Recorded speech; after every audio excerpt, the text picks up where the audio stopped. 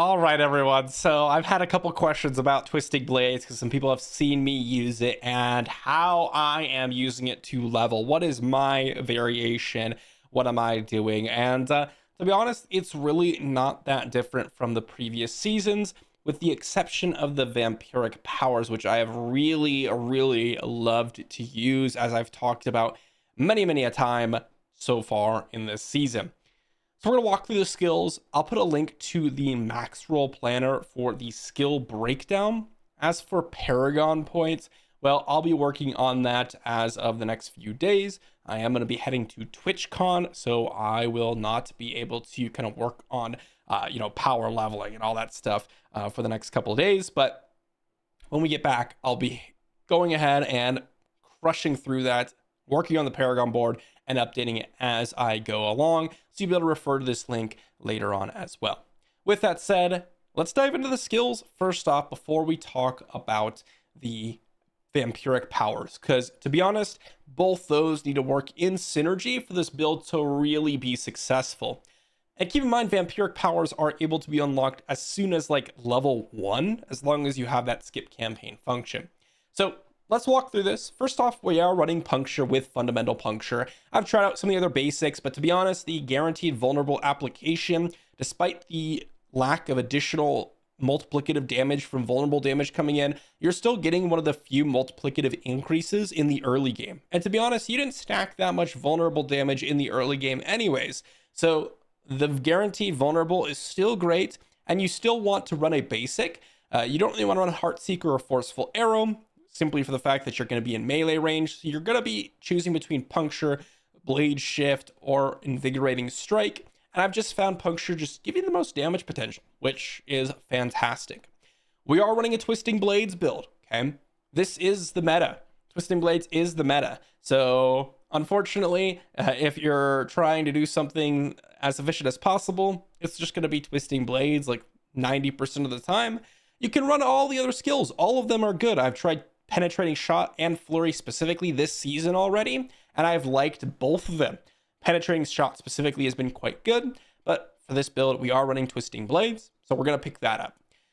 As we move down the skill tree, the next one up is going to be Shadow Step and Dash. Okay, these two, you're going to want to pick that up as soon as you start leveling up the Twisting Blades, and as soon as you unlock them, make sure you put a point into each of them so you have your mobility in your kit now.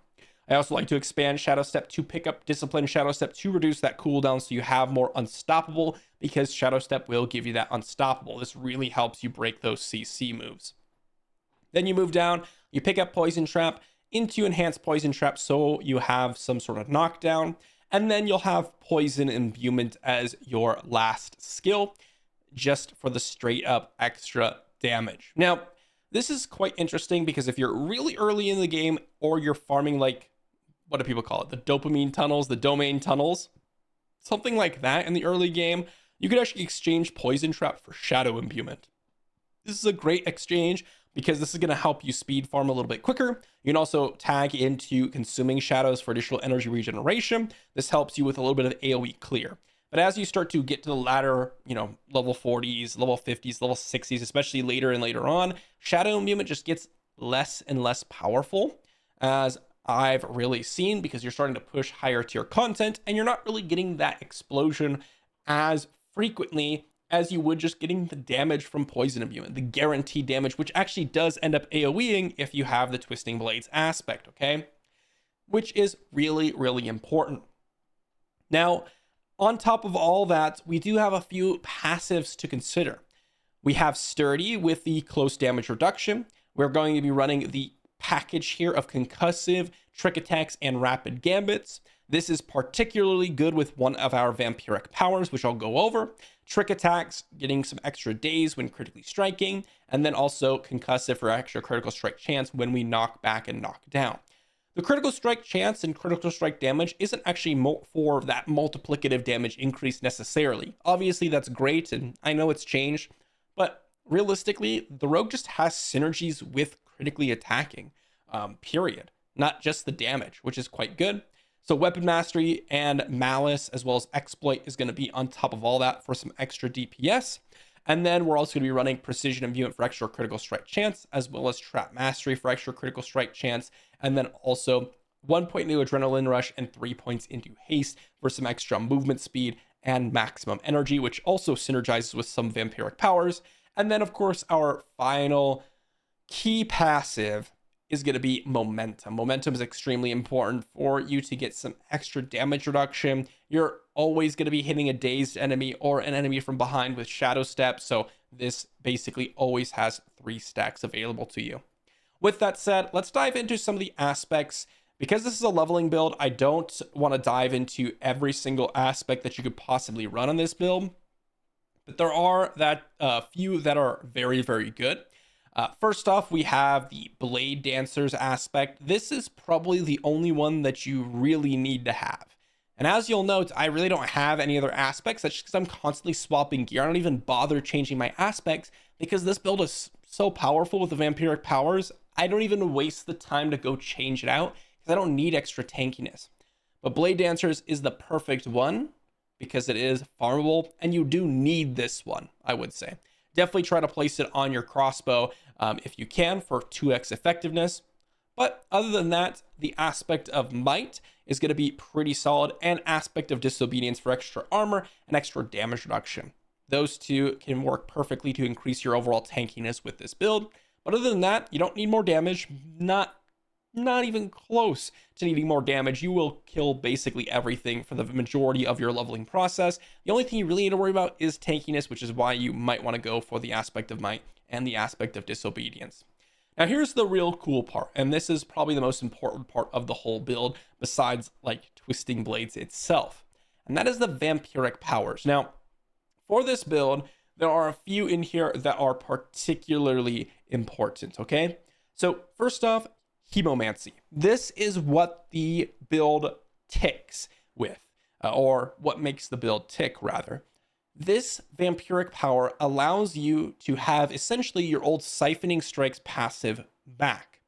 It does a massive AoE circle, and I've talked about this in a previous video, but it hits basically from the side of your screen to the other side of your screen and an AoE around you, and it heals for 1% of your maximum life for each enemy damaged this way. So if you're farming the domain tunnels, you'll have like 50 enemies in range, 60 enemies in range. You'll literally get 50%, 60% of your HP healed every 4 seconds. It is absolutely ridiculous. Such a powerful Vampiric Power, and one that you need to have if you want this build to really shine. The next one that is going to be really important is going to be the Prey on the Weak, giving you extra vulnerable damage and also giving you that potential to apply additional vulnerable to enemies, but that doesn't really come into play all too often in the early game because you're not going to have Vampiric Curse on your enemies, but later on this is going to matter. Extra vulnerable damage though early on in the game does actually give you just that little bit of edge, which is kind of nice. But then you also have Ravenous and also your Moonrise. Where is it? Moonrise. Both of these actually generate a ton of additional attack speed. One according to your movement speed, which is why we have a lot of the movement speed amplifiers in our skill tree, and then the other just by hitting with a basic skill, because we're going to be basicking all the time. All these additional attack speed generators is going to give us additional attack speed for our specialization, which I'll go over in just a moment, as well as giving us the ability to launch multiple skills. Lastly, we have the Metamorphosis power, which allows you to get unstoppable on your evade. This works so well with your passive to actually get cooldown reduction on your evade. Now, you can swap out one of these for your Cursed Touch. You can potentially swap out your Moonrise or your Metamorphosis or your Ravenous or your Prey on the Weak. Honestly, any of these 4, just don't remove Hemomancy. This really does work well with specifically Prey on the Weak. So if I'm going to take Prey on the Weak later on, I'll probably want to take a Cursed Touch because this gives you the option to actually apply the Vampiric Curse. And I do think that's a powerful package, but you're probably going to have to remove one of the attack speed generator Vampiric Powers. These are so important. And lastly, we're going to talk about the combo points here. Combo points is what this build really runs for the specializations, simply for the fact that you want to be able to crush with one Twisting Blades. Like one Twisting Blades should just nuke down everyone pretty much. And especially if you run like Condemnation, or if you happen to pick one up, this extra attack speed from all the various vampiric powers really helps you basic a ton, to the point where you don't have any trouble generating combo points. And I'll show you this build in action against just a random nightmare tier, nothing too impressive, but just see how smoothly this build truly runs with little to no aspects that I'm even recommending to you right now. So I'm in a random tier 7, as you could see, which isn't like incredibly impressive, right? These monsters are level 61. Obviously, I could do much, much higher. As you can see, I'm barely taking any damage. I am basically just nuking through everyone as long as I'm able to actually pay attention to some degree. But what you'll notice is I basically never need to use a potion. Oh my god. Has anyone else been experiencing that bug, by the way, where you just get stuck in place? Oh man, it's been driving me nuts. But as you can see, I am just nuking through everything, and I don't even have to really think about this, okay? And that's mainly because of the Hemomancy glyph. As you can see here, or Vampiric Power. As you can see, if I just wait a couple seconds and I get hit, let's just stand in place, get hit, boom, proc the Hemomancy, and I get basically a full heal here.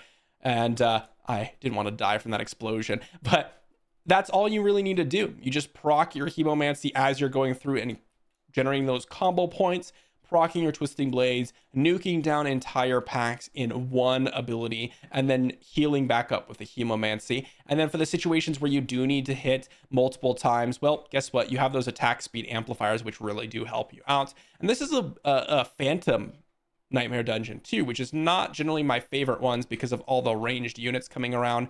Now, you do have a lot of movement abilities, so you do kind of want to chain those together with your Twisting Blades. Make sure you're pulling back all of your Twisting Blades to maximum effectiveness so that you can actually benefit from hitting as many people as possible, especially with the poison imbued versions, right? Because if you poison imbue and then you dash, you can pull that Twisting Blades through multiple people and then get that poison imbuement on all of them. What a fantastic build here. And honestly, I don't really see any build really competing for the overall DPS that this build just kind of dishes out in the early game.